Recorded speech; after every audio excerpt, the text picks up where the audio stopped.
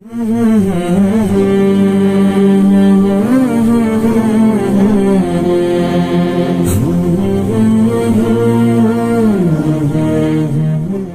دوستو، دنیا میں انسان کو زندگی دوسرے انسانوں کے ساتھ رہ کر ہی گزارنی ہے۔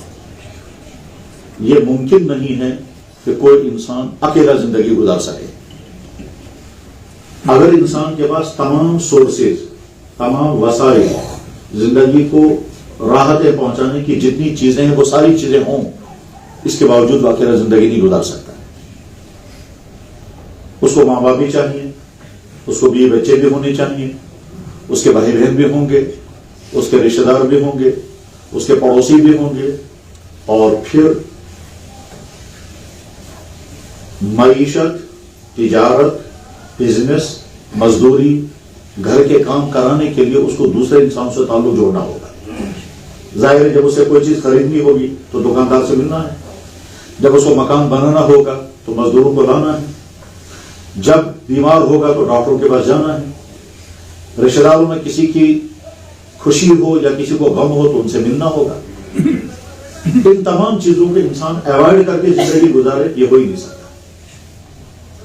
یہ تو ممکن ہے کہ ایک جانور اکیلا زندگی گزارے گا، کیونکہ جانور کو نہیں معلوم میرے ماں باپ کون ہیں۔ جانوروں کا تعلق اپنے ماں باپ کے ساتھ کتنی دیر ہے؟ بس اتنی دیر جتنی دیر بچہ اپنی ماں کا دودھ پیے گا۔ بچڑا اپنی گائے کے ساتھ اتنی دیر رہے گا جتنی دیر اسے دودھ پینا ہے۔ جو دودھ پینے کی عمر ختم ہو جائے گی، ماں کو بھول جائے گا یہ میرا بچہ ہے، اور بچڑے کو بھول جائے گا یہ میری ماں ہے۔ مرغی کا بچہ تب تک مرغی کے ساتھ اٹیچ رہے گا جب تک وہ چوزا ہے۔ جو ہی وہ چوزے کی عمر سے باہر نکل جائے گا، مرغی کو بھول جائے گا اور بچے کو بھی بھول جائے گا یہ میری ماں ہے۔ اللہ نے یہ نظام بنایا ہے کہ جانور اپنی ماں کے ساتھ اٹیچ رہے گا اسی وقت تک جب تک اس بچے کو اپنی ماں کی ضرورت ہے۔ جو ہی ضرورت ختم ہو جائے گی، ماں بچے کو بھول جائے گی اور بچہ اپنی ماں کو بھول جائے گا۔ جانور کے لیے تو ممکن ہے کہ وہ اکیلا زندگی گزار سکے۔ گائے گھر سے باہر نکلے گی، کہیں کسی پوڑی پر پہنچے گی، وہاں گھاس کھائے گی، پھینکا ہوا کھانا کھائے گی، کہیں گھاس مل جائے گی کھائے گی، جگہ نہیں ہوگی تو سڑک پر رات گزار لے گی، تو زندگی گزار۔ لیکن انسان کے بس میں نہیں ہے کہ وہ اکیلا زندگی گزارے۔ اس کو زندگی گزارنے کے لیے اپنے ماں باپ چاہیے، اور یہ بات ذہن میں رہنی چاہیے کہ جتنا انسان کا بچہ اپنے ماں باپ کی قربانیاں لیتا ہے، اتنی قربانی دنیا کی کوئی مخلوق اپنے ماں باپ سے نہیں لیتی۔ نہ پرندے اپنے ماں باپ سے اتنی قربانیاں لیتے ہیں، نہ جنگلی جانور اپنے ماں باپ سے اتنی قربانیاں لیتے ہیں، نہ گھروں میں پائے جانے والے جانور اپنے ماں باپ سے اتنی قربانی لیتے ہیں جتنا انسان۔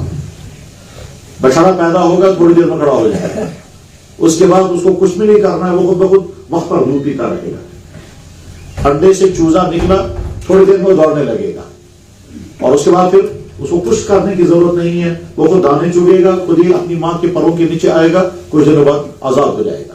لیکن سب جانتے ہیں کہ انسان کا بچہ اپنی ماں سے کتنی قربانیاں لیتا ہے۔ وہ 9 مہینے جو بچہ ماں کے گود پیٹ میں گزارتا ہے وہ کتنی تکلیفوں کا زمانہ ہے۔ پھر جب یہ بچہ پیدا ہوتا ہے تو 2-3 سال تک یہ اپنے ماں باپ اور دونوں اور زیادہ تر ماں سے کتنی خدمت لیتا ہے۔ 6 مہینے تک تو وہ حرکت بھی نہیں کر پاتا، بیٹھ بھی نہیں پاتا۔ غرض یہ کہ انسان کا بچہ اپنے ماں باپ سے سب زیادہ قربانی لیتا ہے، تو اٹیچمنٹ تو ہو گئی ماں باپ کے ساتھ۔ اب ماں باپ کا ایوائڈ کر کے کیسے زندگی گزارے گا انسان؟ پھر یہ ماں باپ جب اپنے بچے کے ساتھ اتنی قربانیوں کا معاملہ کرتے ہیں اس امید پر کہ آگے چل کر کے یہی بچہ ہمارا سرمایہ بنے گا، تو اٹیچمنٹ تو لازم ہوگی۔ لہٰذا دنیا میں ممکن نہیں ہے انسان کو کہ وہ انسانوں کے ایوائڈ کر کے زندگی گزارے۔ اس کو ماں باپ کے ساتھ بھی جڑنا ہے، اس کو نکاح کرنا ہے تو سسرال والوں کے ساتھ بھی تعلق ہوگا، اس کو بزنس کرنا ہے تو کسٹمروں کے ساتھ یا دکاندار کے ساتھ اس کو جوڑنا ہے، یا اگر ملازمت کر رہا ہوگا تو دفتر والوں کے ساتھ اس کا تعلق ہوگا، اور جس شعبے میں ملازمت کر رہا ہوگا عوام کے ساتھ کا جوڑ ہوگا، یا اگر ٹیچنگ لائن کے ساتھ ہوگا تو اسٹوڈنٹس کے ساتھ اور اسکول کے اسٹاف والوں کے ساتھ، یا اگر میڈیکل لائن میں ہوگا تو پیشنٹوں کے ساتھ، یا اگر جوڈیشری میں ہوگا تو وکیل ہوگا یا جج ہوگا، یا جوڈیشری میں کام کرنے والا کوئی ملازم ہوگا تو عوام کے ساتھ۔ یہ مزدوری اگر کرے گا تو جن لوگوں کے یہاں مزدوری کرے گا ان کے ساتھ تعلق ہوگا۔ تو غرض یہ کہ انسان کے سامنے آپشن یہ نہیں ہے کہ دوسرے انسانوں سے کٹ کر وہ زندگی گزارے، انسان کے سامنے لازم ہے، انسان کے لیے لازم ہے کہ وہ دوسرے انسانوں کے ساتھ زندگی گزارے۔ اب اس انسان کا رویہ دوسرے انسان کے ساتھ کیا ہونا چاہیے؟ آپشن یہ نہیں ہے کہ آپ دوسروں کے ساتھ زندگی گزاریں یا نہیں، دوسروں کے ساتھ زندگی گزارنی ہے، آپشن اس کے بعد دو ہے، یا ہمارا رویہ دوسرے انسانوں کے ساتھ ایسا ہو کہ سارے انسان ہم سے دور بھاگے، سارے انسان ہمارے برے رویے کی وجہ سے ہم سے نفرت کریں، سارے انسان ہم سے سر بچانا کی کوشش، سارے انسان ہم سے خطرہ محسوس کریں، اور یا پھر ہم ایسی زندگی گزاریں کہ ہم دوسروں کے لیے رحمت کریں۔ آپشن دو ہی، یا ہم ہمارا رویہ، ہمارا بیہیویئر، ہمارا مزاج، ہمارا طرز عمل، ہمارا رہن سہن اس طرح کا ہوگا کہ ہر شخص ہم سے محبت کرنے لگے، ہم سے پیار کرنے لگے، ہم کو اچھا سمجھنے لگے، ہمارے متعلق اچھے کمنٹس اس کی زبان پر آئیں، اور یا پھر ہمارا رویہ اتنا خراب، اتنا برا، ہمارا مزاج اتنا کڑوا، ہمارا رویہ اتنا ترش ہو کہ سارے لوگ جان بچانے میں عافیت سمجھتے ہوں، ہمارے ماں باپ بھی ہم سے تنگ ہوں، ہمارے بھی بچے ہم سے نالا ہوں، ہمارے رشتے دار ہم سے دور ہو جائے، ہمارے اپنے پیارے ہم سے نفرت کرنے لگیں، اور جن کے ساتھ بھی کوئی بھی ہمارا لحظان ہوگا وہ کام پکڑنے لگیں، یا ہمارے ساتھ آپشن یہ ہے۔ اگر کسی بھی انسان سے یہ پوچھا جائے آپ کیا چاہیں گے، لوگ آپ کے بارے میں کیا کہنے چاہیے، تو برے سے برا انسان بھی یہ کہے گا میں تو یہی پسند کروں گا کہ لوگ میرے بارے میں اچھی رائے قائم کریں، میرے بارے میں اچھے تبصرہ کریں، میری تعریفیں کریں، مجھ سے نفرت نہ کریں، مجھ سے بغض نہ رکھیں، میرے بارے میں برا بلا نہ کہیں، ہر انسان یہی کہے گا۔ لیکن یہ سارا ڈیپینڈ کرتا ہے ہمارے رویے پر۔ اگر ہمارا رویہ لوگوں کے ساتھ اچھا ہے تو وہاں سے زبان پر وہی آئے گا، جو ہم نے رویہ برتا ہے وہاں سے زبان پر وہی آئے گا۔ اور یہ نہیں ہو سکتا ہے کہ ہم یہاں سے رویہ برا اختیار کریں، اچھا رویہ اختیار کریں، وہاں سے برے کمنٹس آئیں گے، اور یہ بھی نہیں ہو سکتا ہے کہ ہم لوگوں کے ساتھ بہت برا سلوک کریں اور اس کے بعد پھر لوگ ہمارے بے تعریف کر رہے ہیں، ہم کو اچھا سمجھ رہے ہیں، ایسا کبھی نہیں ہوتا۔ یہ جو پوائنٹ ہے، گویا انسان کی زندگی کیسی ہونی چاہیے، رحمت والی یا مصیبت والی؟ ہم دوسروں کے لیے رحمت بنیں گے یا دوسروں کے لیے زحمت بنیں گے؟ اللہ نے اپنے نبیوں کے ذریعے سے جہاں عبادتیں سکھائی ہیں وہیں یہ بھی سکھایا کہ دنیا میں انسانوں کا رویہ دوسرے انسانوں کے ساتھ کیا ہونا چاہیے۔ جب یہ سوال کیا جائے گا کہ اللہ نے دنیا میں نبیوں کو کیوں بھیجا، تو جواب آئے گا کہ بندوں کا تعلق خالق کے ساتھ قائم ہو جائے، اس غرض کے لیے بھی نبیوں کو بھیجا گیا۔ بندوں کو اگلی زندگی کی کامیابی کیسے ملے گی یہ سمجھانے کے لیے نبیوں کو بھیجا، اور بندوں کا رویہ بندوں کے ساتھ کیسا رہے گا یہ سمجھانے کے لیے بھی نبی آئے۔ ہم کہہ سکتے ہیں کہ نبیوں کی زندگی کے تین مقصد ہیں، نبیوں کی زندگی تین مشن لے کر کے آئے۔ مشن نمبر 1، بندوں کا تعلق خالق کے ساتھ کیسا ہوگا۔ مشن نمبر 2، بندوں کی اگلی زندگی آخرت کی زندگی کامیاب کیسے ہو جائے گی۔ اور مشن نمبر 3، اس دنیا میں انسان دوسرے مخلوقات کے ساتھ اور خاص طور پر انسانوں کے ساتھ کیسی زندگی گزارے گا، یہ سمجھانے کے لیے اللہ نے نبیوں کو بھیجا، اور اس کے لیے نبیوں نے اپنے آپ کو بطور نمونہ کے پیش کیا کہ جیسا ہمارا رویہ مخلوقات کے ساتھ ہے ویسا ہی رویہ تمہارا ہونا چاہیے۔ نبی صرف بولتا نہیں ہے، نبی کر کے دکھاتا ہے، اور نبیوں کے سردار ہیں سید المرسلین رحمت للعالمین، سید الانبیاء والمرسلین، خاتم النبیین محمد رسول اللہ صلی اللہ علیہ وسلم۔ اور یہ چیز قرآن کریم نے فخر کے ساتھ بیان کی، محمد رسول اللہ صلی اللہ علیہ وسلم کی صفت، آپ اخلاق کے اونچے ترین معیار پر ہیں، آپ تنگ دل نہیں ہیں، آپ کڑوے مزاج کے نہیں ہیں، آپ سخت مزاج کے نہیں ہیں۔ اگر آپ سخت مزاج کے ہوتے تو کوئی آپ کے قریب بھی نہ آتا۔ فبما رحمت من اللہ لنت لهم، آپ اللہ کے فضل سے بہت نرم مزاج ہیں۔ ولو كنت فظا غلیظ القلب، اگر آپ سخت مزاج ہوتے، سخت دل ہوتے، تو پھر لانفضوا من حولک، لوگ آپ کے قریب بھی نہ آتے، سارے آپ سے دور ہو جاتے۔ یہی وجہ ہے کہ دشمن سے دشمن نے بھی آپ کے اخلاق کے متعلق کبھی یہ انگلی نہیں اٹھائی۔ جنہوں نے آپ کی سخت سے سخت مخالفتیں کی، ہر طرح کی تکلیفیں پہنچائیں، ہر طرح سے دکھ دیا، اور آپ کے مشن کو فیل کرنے کے لیے تمام تدبیریں اختیار کی، ان میں سے ایک شخص ایسا نہیں جو محمد الرسول اللہ صلی اللہ علیہ وسلم کی اخلاقی زندگی پر انگلی رکھ سکے، جو یہ کہہ سکے کہ ان کی زبان سے مجھے تکلیف پہنچی، ان کے رویے سے مجھے تکلیف پہنچی، ان کا رویہ میرے ساتھ ٹھیک نہیں رہا۔ ایک انسان بھی ایسا نہیں۔ اس میں آپ علیہ السلام کا ذاتی کیریکٹر بھی بالکل مثالی ہے اس کائنات میں۔ جوانی کی زندگی آپ نے گزاری، نگرانی کرنے والا کوئی نہیں تھا۔ نگرانی ہوا کرتی ہے والدین کے ذریعے، نگرانی ہوا کرتی ہے بھائی بہنوں کے ذریعے، نگرانی ہو سکتی ہے سوسائٹی کے ذریعے، لیکن آپ کے نہ والدین ہیں نہ بھائی بہن ہیں، اور سوسائٹی اور ماحول اس زمانے کا کیسا تھا وہ سب کو معلوم۔ وہاں شراب عام تھی، وہاں ظلم عام تھا، وہاں ساری خرابیاں جو کسی معاشرے میں ہو سکتی ہے وہ ساری خرابیاں وہاں تھی اور فخر کے ساتھ تھی۔ وہاں تو فخر کرتے تھے ہم نے کتنوں کو قتل کیا، وہاں تو فخر کرتے تھے کتنی شرابیں پی جا رہی ہیں۔ اس ماحول میں محمد رسول صاحب کی جوانی گزری ہے، لیکن جب جوانی پار کر کے آپ جب اگلی زندگی آپ نے شروع کی ہے اور آپ کی مخالفتیں شروع ہوئی، تو مخالفت کرنے والوں میں کبھی کسی نے یہ نہیں کہا کہ آپ کی جوانی میں داغ رہا ہے، آج آپ ہمیں کیا سنا رہے ہیں، اور کوئی یہ شکایت نہیں کر سکا کہ آپ کے ذریعے سے مجھے کوئی تکلیف پہنچی ہے۔ اس کے لیے تو بعض واقعات ایسے عجیب پائے جاتے ہیں کہ آج کی عقل اس کو قبول نہیں کرتی کہ ایسا ہو بھی سکتا ہے یا نہیں۔ مثلا سیرت کی کتاب میں واقعہ ملتا ہے کہ نبی بننے سے بہت پہلے، آپ جوانی کی زندگی میں تھے، نبی بننے سے بہت پہلے جوان مکہ مکرمہ میں ہیں، ایک شخص سے کوئی بات چیت ہوئی اور اس شخص نے کہا کہ آپ یہاں انتظار کریں، میں واپس آؤں گا پھر آپ سے بات کروں گا۔ اللہ کے نبی نے وعدہ فرمایا میں یہی انتظار کروں گا۔ وہ چلا گیا اور بھول گیا یا مجبور ہو گیا، نہیں آ سکا شام تک۔ اس نے سوچا ہوگا کہ اب کہاں انتظار کر رہے ہوں گے، وہ نکل گئے ہوں گے۔ دوسرے دن وہ سوچا اب تو ملنا چاہیے، پھر بزی ہو گیا ہوگا۔ 3 دن کے بعد اسے خیال آیا کہ چلو اب جا کر کے میں ملاقات کر لوں، جن کو میں نے کہا تھا میں وعدہ کر رہا ہوں یہی آ جاؤں گا۔ تو 3 دن کے بعد جب وہاں وہ پہنچے ہیں تو جناب رسول اللہ صلی اللہ علیہ وسلم بھائی انتظار کر رہے ہیں۔ آج ہمارے عقل بھی اس کو قبول نہیں کرتے، ایسا ہو بھی سکے گا؟ 3 دن تک حضور وہاں بیٹھے رہے ہیں، رات دن، یا گھر بھی آئے ہیں، آپ نے کچھ کھایا پیا بھی ہے یا نہیں، یا آ کر کے کھا کر پھر واپس چلے جاتے کہ وہاں انتظار میں بیٹھے کیونکہ وعدہ کیا تو اس آدمی سے؟ یہی ہوا ہوگا کہ آپ گھر آتے ہوں گے، کھا پی کر پھر واپس تشریف لے جاتے ہوں گے، پھر وہ انتظار کرتے رہو گے۔ ایسا نہ ہو وہ شخص آئے اور میں یہاں ملوں گا نہیں تو وعدہ خلافی ہو جائے گی، اس کو تکلیف پہنچ جائے گی۔ سیرت کتاب میں واقعہ ملتا ہے، یہاں ہمارے جہاں کے بازاروں میں بھی کتاب کا نام ہے سیرت مصطفیٰ، لکھنے والے نام ہے حضرت مولانا محمد ادریس کاندھوی، اس میں بھی واقعہ موجود ہے۔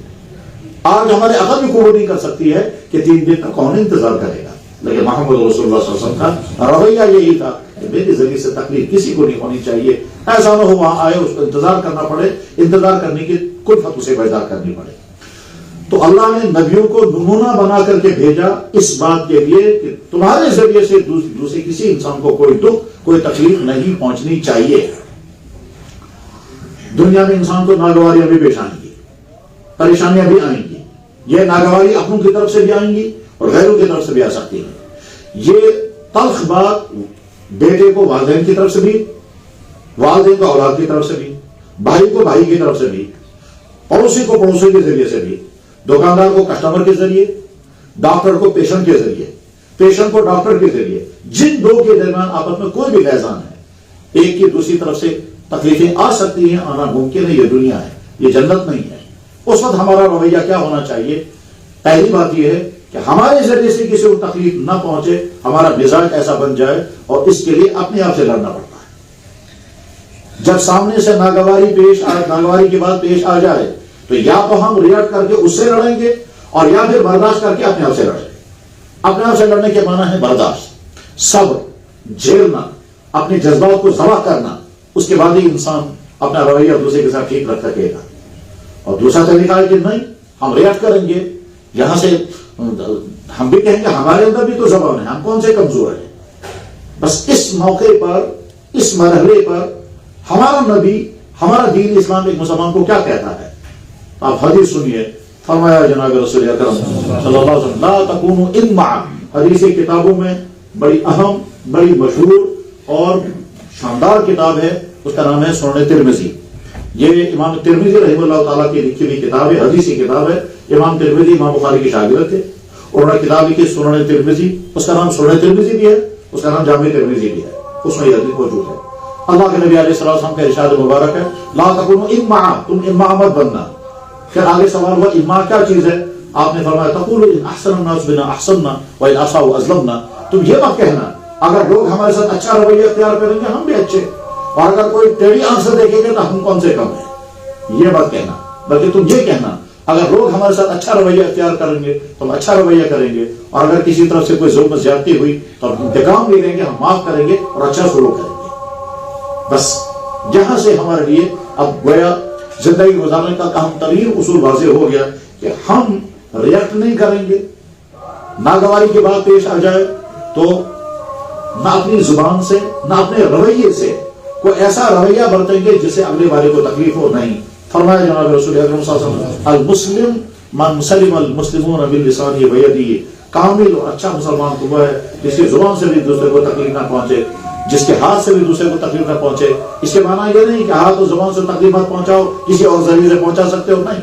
دراصل ہمارے ذریعے سے کسی کو تکلیف پہنچنی ہی نہیں چاہیے، اور تکلیف پہنچانے کے لیے چونکہ عام طور پر انسان اپنی زبان کو استعمال کرتا ہے اور اپنے ہاتھ کو استعمال کرتا ہے، اس لیے ان دو چیزوں کا تذکرہ کیا گیا۔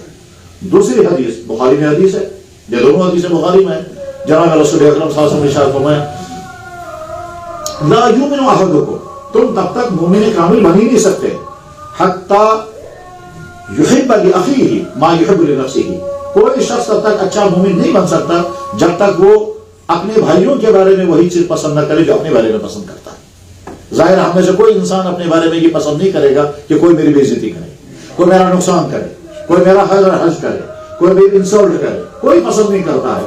اللہ کے نبی نے یہی معیار دیا کہ تم بھی دوسروں کے بارے میں یہی ہے۔ جب تم اپنے بارے میں پسند نہیں کرتے کہ کوئی تمہارے ساتھ برا رویہ اختیار کرے تو تم بھی دوسروں کے بارے میں پسند مت کرنا کہ اگر تم دکاندار ہو، اگر تم کسٹمر ہو، تم کبھی پسند نہیں کرو گے کہ دکاندار تم کو دھوکہ دے۔ اگر تم دکاندار ہو تو تم بھی مت دھوکہ دو۔ اگر تم کلیگ ہو اور تم پسند نہیں کرو گے کہ دوسرا تمہارا کلیگ تم کو کوئی تکلیف پہنچائے، دکھ پہنچائے، تم بھی دوسرے کو تکلیف مت پہنچاؤ۔ اگر تم والد ہو، تم پسند نہیں کرو گے تمہاری اولاد تمہاری نافرمانی کرے، تم اگر کسی کی اولاد ہو تم بھی اپنے ماں باپ کی نافرمانی مت کرو۔ جس جگہ تم دوسروں کے ساتھ رویہ اختیار کرنا چاہتے ہو اس جگہ اپنے آپ کو کھڑا کرو اور پھر دیکھو تم کیا پسند کرو گے، دوسرا تمہارے ساتھ کیا کرنا چاہیے، بس وہی تم اپنے اس کے ساتھ کرو۔ تم اگر دکاندار ہو تو دکاندار پسند کرے گا کہ صاحب کسٹمر اگر مجھ سے سامان لے کر کے جائے تو پیمنٹ ہو جانی چاہیے، روک کر نہیں رکھنا چاہیے۔ بس ٹھیک اسی طرح سے اگر تم کسٹمر ہو تو تم بھی دکاندار کے ساتھ وہی رویہ اختیار کرو۔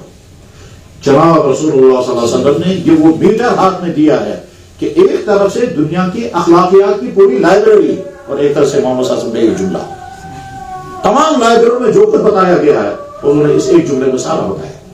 اخلاقیات کی تمام تفصیلات یہی ہیں کہ ہم دوسروں کو تکلیف پہنچانے والے نہ بنیں، اور اگر دوسرا ہم کو کوئی دکھ دے تو ہم انتقام لینے والے نہ بنیں۔ ہمارے ذریعے سے کسی کو تکلیف نہ پہنچے، نہ ابتدا میں نہ انتقام میں۔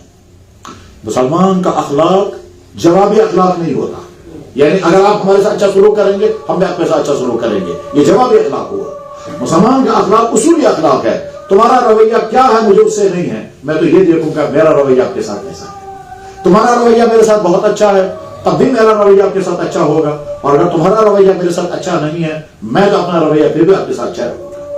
ایک شخص نے گالی دی، جواب میں ہمارے ساتھ تین آپشن ہے، یا تو ہم گالی کے جواب میں برداشت کریں، صبر کریں اور معاف کریں، اور یا پھر ہم گالی کے جواب میں گالی دیں گے، اور یا پھر گالی کے جواب میں ہم ہاتھ اٹھائیں گے۔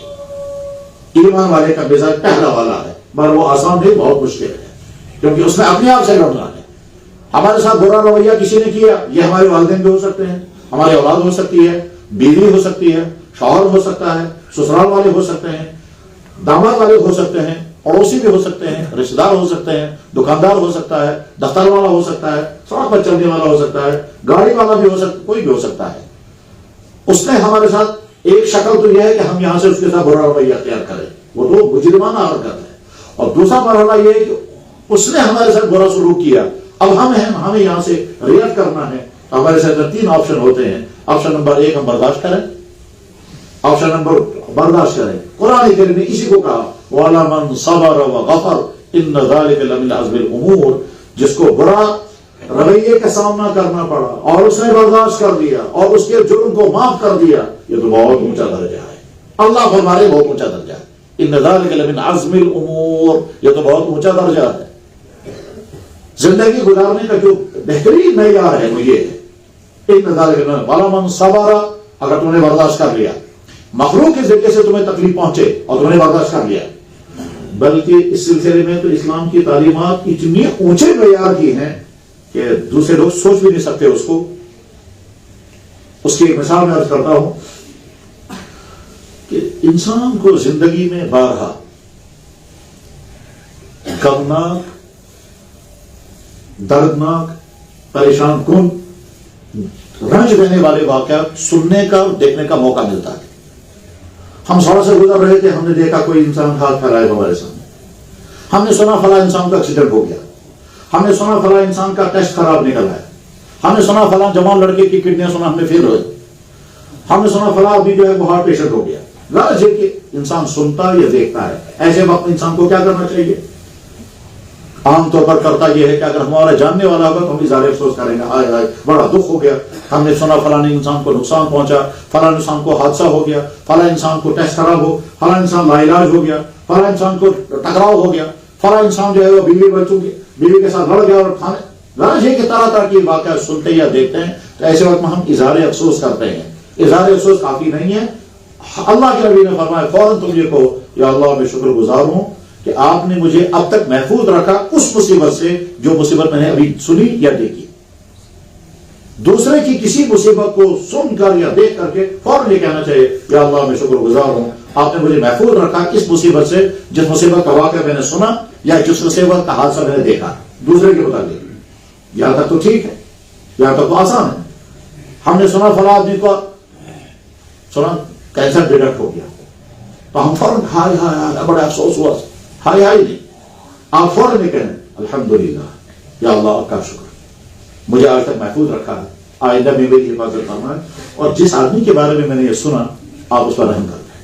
یہ 3 جملے، اپنے محفوظ ہونے پر شکر پڑھنا، جس آدمی کے بارے میں سنا اس کے لیے رحم کی درخواست کرنا، اور آئندہ اپنی حفاظت کی اللہ سے دعا کرنا. یہ 3 باتیں. یا اللہ میں شکر گزار ہوں آپ نے آج تک مجھے محفوظ رکھا.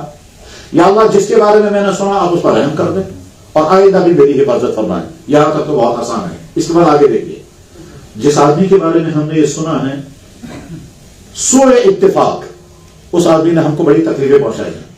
مثلا یہ ہمارا پڑوسی ہے، ہمارا رشتہ دار ہے، ہمارا کلیگ ہے، ہمارا دفتر کا ساتھی ہے، ہمارا کسٹمر دکاندار ہے یا کسٹمر ہے، بہرحال کوئی ہے جس نے ہم کو بہت دکھ پہنچائے ہیں اور آج ہم نے یہ سنا کہ اس کو پریشانی آ گئی ہے، ایکسیڈنٹ ہو گیا، دکان کا نقصان ہو گیا، ٹیسٹ خراب آ گیا، بیمار ہو گیا، ڈاکٹروں نے لا علاج کر دیا، بیوی کے ساتھ ٹکراؤ ہو گیا، کسی آدمی نے اس کو تھانے پہ بند کر دیا گیا. ہم کوئی بھی تو چونکہ اس نے ہم کو دکھ پہنچایا ہے اس لیے خطرہ اس بات کا ہے کہ ہمارے دل میں خوشی ہوگی کہ اسے یہ آج مصیبت آ گئی بہت اچھا ہو، کیونکہ اس نے ہمیں دکھ پہنچایا. اور یہ انسان کی نیچر میں ہے کہ جس انسان نے ہمیں تکلیف پہنچائی ہے اس انسان کو جب دکھ پہنچے گا تو ہمارے اندر خوشی آ جائے گی. بلکہ یہ بھی ہو سکتا ہے زبان سے تو اس کو سامنے جا کر کہیں گے بڑا افسوس ہوا آپ کو تکلیف پہنچی ہے، اور اندر سے دل خوش ہو گیا بہت اچھا ہو گیا کیونکہ اس نے ہمیں بہت تکلیف پہنچائی. تو یہ ڈبل رول دکھا رہے ہیں، زبان سے کچھ اور کہہ رہے ہیں، دل میں کچھ اور ہے. اس مرحلے پر ہمارا دین یہ کہتا ہے کہ جس شخص سے تمہیں دکھ پہنچا ہے، جس شخص سے تمہیں تکلیف پہنچی ہے، جس نے تمہیں بے عزت کیا ہے، جس نے تمہیں انسلٹ کیا ہے، جس کے متعلق تمہارے دل میں نفرت ہے، اگر اس کو کوئی تکلیف پہنچے اس وقت تم کہنا یا اللہ اس پر رحم فرما، اگرچہ اس نے مجھے دکھ پہنچایا مگر آج میں نے یہ سنا اس کو تو یا اللہ اس پر رحم فرما. اس کا نتیجہ یہ ہوگا اس کو رحم ملے یا نہ ملے تم کو تو رحم ضرور ملے گا. یہ ہے وہ معیار جس معیار پر انسان کو اپنے آپ کو کھڑا کرنا ہے کہ جس نے مجھے کوئی تکلیف نہیں پہنچائی اس کو جب دکھ پہنچا تو میرے دل میں رحم کے جذبات ابھر گئے، اس کے لیے میرے زبان پر دعا آ گئی. بہت اچھا ہے، یہ تو آسان ہے معاملہ. لیکن جس نے مجھے تکلیف پہنچائی ہو اس کو جب کوئی دکھ پہنچ گیا، کوئی پریشانی آ گئی، کوئی غم آ گیا، ٹھیک جوان بیٹا مر گیا، ہم کہتے ہیں اصل جو بس واقعہ ٹھیک ہو گیا، ہم نے سنا جناب خطرناک ایکسیڈنٹ ہو گیا، گاڑی کا بھی نقصان ہو گیا، وہ ہسپتال میں پہنچ گیا. تو ہو سکتا ہے ہمارے دل میں جذبات ابھر جائیں گے، کیا اس نے ہمیں بہت دکھ پہنچایا، آج کے کرنس کھڑا ہے آپ سب. بلکہ ممکن ہے کبھی خیال یہ آئے گا میونی اشکر و سود، یہاں تک کے لوگ یہ کہتے ہیں میری آہ لگ گئی، میرا آنسو کام کر گیا. زبان پر کبھی یہ بھی آتا ہے خدا کے دربار میں دیر ہے اندھیر نہیں، اللہ نے پکڑ کر لی بہت اچھا ہو گیا. اور اگر سامنا ہو گیا تو سامنے جا کر کے پھر یہ بھی کہیں گے کہ صاحب بڑا افسوس ہوا، آپ کو تکلیف ہو گئی. یہ جو رویہ ہے یہ مسلمان کا رویہ نہیں. مسلمان کا رویہ یہ کہ جس نے ہمیں دکھ پہنچایا اگر اس کو پریشانی آ گئی، اگر اس کو پریشانی آ گئی اب اس کے لیے کہیں یا اللہ اس پر رحم فرما دیجئے، اس پر رحم فرما دیجئے. اس کا نتیجہ اس کو رحم ملے یا نہ ملے ہم کو تو ضرور رحم ملے گا. یہ حدیث میں موجود ہے جناب رسول اکرم یہی تعلیم ہم کو دی ہے اور آپ نے اپنے آپ کا نمونہ امت کے سامنے پیش کیا. بس بات سنا کر میں ختم کرتا ہوں. جناب رسول اللہ صلی اللہ علیہ وسلم کو سخت ترین دکھ پہنچانے والوں میں ایک شخص تھا جس کا نام تھا ابن ابی. ابن ابی یہ مدینے کے لیڈروں میں سے تھے اور اسی کو مدینے کا سربراہ بننا تھا. لیکن جب جناب رسول اللہ صلی اللہ علیہ وسلم مدینہ طیبہ پہنچے تو اس کی سرداری کا خواب پورا نہ ہو سکا اور وہ لیڈر بن نہ سکا. لیکن اس کے دل میں کھار، نفرت اور اناد اور بغض اس قدر بھرا ہوا تھا حضور کی ذات اقدس کے متعلق کہ جس کی کوئی حد ہی نہیں تھی. یہاں تک ایسے جملے میں اس نے حضور کی ذات اقدس کے بارے میں بولے ہیں جو ناقابل برداشت. مثلا ایک مرتبہ اس نے کہا، سفر میں تھے اور حضور کے ساتھ ہیں، تو وہاں اپنے لوگوں کی میٹنگ میں اس نے کہا اب تو ہم جب واپس پہنچیں گے مدینہ تو ان ذلیلوں کو ہم مدینے سے باہر نکالیں گے. لفظ ذلیل اس نے استعمال کیا. لنخرجن اعز من الاذل، ہم معزز لوگ ان ذلیلوں کو وہاں سے باہر نکالیں گے. یہ بات جناب رسول اللہ صلی اللہ علیہ وسلم تک پہنچ گئی کہ ابن ابی نے اہل ایمان مسلمان صحابہ بلکہ نبی کی ذات کے بارے میں یہ جملے بولے ہیں. تو آپ نے اس کو بلوایا اور بلوانے کے بعد تم نے ہمارے بارے میں کیا کہا ہے؟ تو چونکہ منافق تھا اس نے سامنے آ کر کہا جناب ہم آپ کو نبی مانتے ہیں، ہم آپ کا کلمہ پڑھتے ہیں، ہم اعلان کرتے ہیں آپ اللہ کے نبی ہیں، کس نے آپ کو شکایت کی ہے؟ تو آپ علیہ السلام نے صحابی کو بلایا. صحابی کا نام تھا زید بن ارقم، یہ جوان لڑکا تھا. فرمایا زید کیا کہا ہے؟ کہ یا رسول اللہ اس نے آپ کے بارے میں کہا ہے لنخرجن الاعز من الاذل، ان ذلیلوں کو ہم باہر نکالیں گے، مدینے میں ٹکنے نہیں دیں گے. آپ علیہ السلام نے ایک نگاہ ڈالی زید بن ارقم پر اور ایک نگاہ ڈالی ابن ابی پر. ابن ابی نے کہا نشہد انک رسول اللہ، آپ تو اللہ کے نبی ہیں، ہم آپ کے بارے میں ایسی بات کیسے کہہ سکتے ہیں؟ غلط کہتا ہے، جھوٹ کہتا ہے. زید بن ارقم صحابی، سچے صحابی، نوجوان لڑکے تھے، چلے گئے واپس اپنے خیمے میں مسلسل روتے رہے. وہ بیان کرتے ہیں کہ میں مسلسل روتا رہا کہ حضور سوچیں گے زید بن ارقم نے جھوٹی شکایت کیوں لگائی. بہرحال عبداللہ بن ابی تو اپنا یہ جھوٹا بیان دے کر کے اپنے آپ کو مطمئن ہو گیا. اب قرآن کی آیت نازل ہو گئی. اس پر اللہ تعالیٰ فرماتے ہیں اذا جاءک المنافقون، آپ کے پاس منافق آئے تھے، قالوا نشہد انک لرسول اللہ، اس نے کہا ہم گواہی دیتے ہیں آپ اللہ کے رسول ہیں، آپ کے بارے میں ہم توہین کے بعد کہیں نہیں کہہ سکتے، ہم تو آپ کو اللہ کا رسول مانتے ہیں. اللہ تعالیٰ فرماتے ہیں ہم گواہی دے رہے ہیں وہ سب جھوٹ بول رہے ہیں. واللہ یشہد ان المنافقین لکاذبون، اللہ گواہی دے رہے ہیں کہ وہ جھوٹ بول رہے ہیں. اب جب اس کا وہ جرم سامنے آ گیا تو کچھ لوگوں نے جا کر اس سے کہا کہ اب تو تمہارے بچنے کی ایک ہی صورت ہے، تم جا کر حضور سے معافی مانگو ورنہ ہو سکتا ہے تمہارے خلاف کوئی قدم اٹھایا جائے گا. تم نے ایک تو حضور کی توہین کی، اوپر سے جھوٹ بولا، پھر آیتیں نازل ہو گئی تمہارے متعلق، اور ہو سکتا ہے اللہ کے نبی تمہارے متعلق کوئی خطرناک فیصلہ کر دیں. بچنے کی ایک ہی صورت ہے، معافی مانگو. اور اگر اللہ کے نبی کوئی خطرناک فیصلہ نہ بھی کریں لیکن حضور کے دل مبارک کو جو دکھ پہنچا ہے اس دکھ کی وجہ سے ہو سکتا ہے تم کو کوئی مصیبت آ جائے، بس بچنے کی ایک ہی صورت ہے، معافی مانگو. اور اللہ کے نبی سے معافی مانگو گے تو ٹھیک، ساتھ میں اللہ سے بھی استغفار کرو ورنہ ایسا ہو نبی تو معاف کر دے اللہ کی طرف سے پکڑا جائے. جب اس کو یہ تجویز دی گئی کہ آپ چل کر معافی مانگو تو اس نے سر گھما کر کہا میں نہیں مانتا معافی شادی، میں کون ہوں ان کے سامنے معافی، میں اپنا سر یہ سر کیوں کرتا رہا. اس پر بیان نازل ہو گئی اذا قیل لهم تعالوا یستغفر لكم رسول اللہ لووا رؤوسهم، جب اس سے کہا گیا چل کر معافی مانگو بچ جاؤ گے ورنہ خدا کی پکڑ آ جائے گی اور نبی کے قلب مبارک کو جو دکھ تمہاری طرف سے پہنچا اس پر اللہ کی طرف سے احسان، تو اس نے سر کھا کر کہا میں نہیں معافی مانگتا، میں کہوں گا یہ کیوں کیا. لووا رؤوسهم ورأيتهم يصدون ومستكبرون، یہ اس کا رویہ ہے.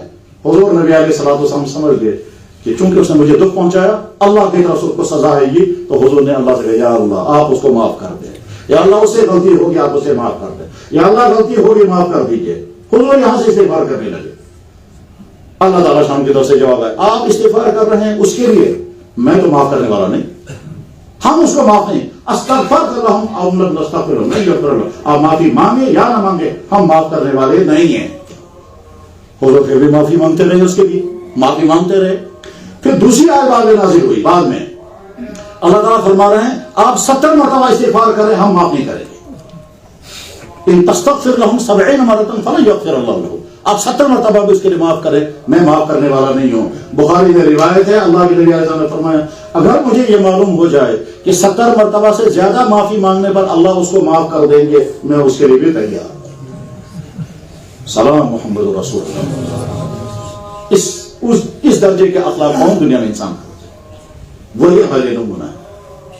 چنانچہ اب یہ جو مرنے کی غالب ہو گیا تو اس کے بیٹا حضور کے پاس آیا یا رسول اللہ میرا ابا، اس نے آپ کو تکلیفیں پہنچائی ہیں لیکن وہ مرنے کے قریب ہے. میرا جی چاہتا ہے کہ آپ اپنا کرتے مبارک دے دیں اور وہ اس میں کفن پہناؤں گے, شاید آپ کے کرتے کی وجہ سے وہ عذاب قبر سے بچ جائے گا. حضور نے فرمایا ضرور میرا کرتا لے لینا اور اسے میں کفن دینا. اس نے عرض کیا مگر اندر والا کرتا, جو کرتا آپ کے جسم سے زیادہ ٹچ کرتا رہا ہوگا وہی والا کرتا آپ دے دیں. آپ نے فرمایا ٹھیک وہی والا لے لوں گا. چنانچہ وہی والا کرتے مبارک دیا, اس کو کفن پہنایا گیا. اب اس نے کہا یا رسول اللہ میرا جی چاہتا ہے کہ آپ اس کا جنازہ بھی پڑھیں. حضور نے فرمایا ضرور میں جنازہ پڑھوں گا. اب جب حضور نے ارادہ کیا جنازہ پڑھنے کا, فاروق اعظم رضی اللہ عنہ کو معلوم ہو گیا کہ حضور تو منافقوں کی سردار کا جنازہ پڑھنے کے لیے تشریف لے جا رہے ہیں. وہ آگے اور کہا یا رسول اللہ میں تو نہیں جانے دوں گا. ایسا ظالم انسان جس نے آپ کے متعلق یہ کہا, جس نے یہ کہا, جس نے یہ کیا, آپ اس کا جنازہ پڑھنے جائیں گے؟